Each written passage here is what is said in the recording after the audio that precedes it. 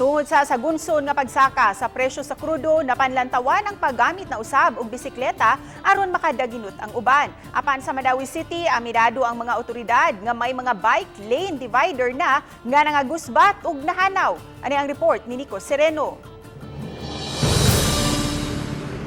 Gikan sa balay, mag-bike to work ang truck driver nga si Michael Ayuda. Aminado siya, labi na karong panahona gamit kaayo kini aron makadaginot sa gastuhan.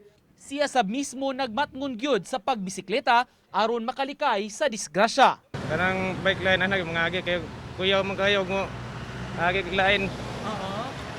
Delikado gid kwan. Kuyaw maikos dag kontrat.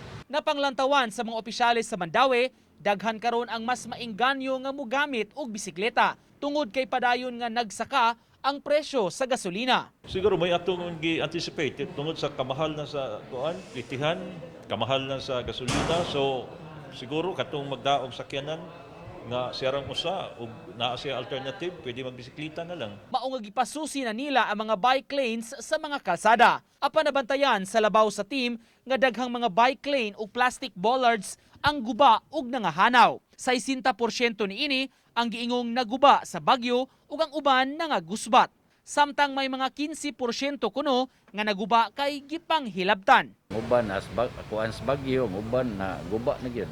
Nabalik kay na may uban ko nga nasay labi pa diri sa CDC no. Ang mga tao diha ilang pamalion.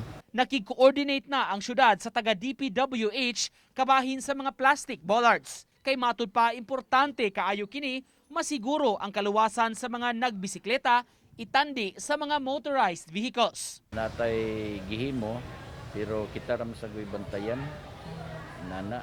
So muna naay masakpan ta gamay ra kay na 1% na amo nang gipalukat, gipabayad. So mao na siya. Sila may mopalit og bollard. Uban ni Godfrey Relien, Nico Sereno, Balitang Bisdak.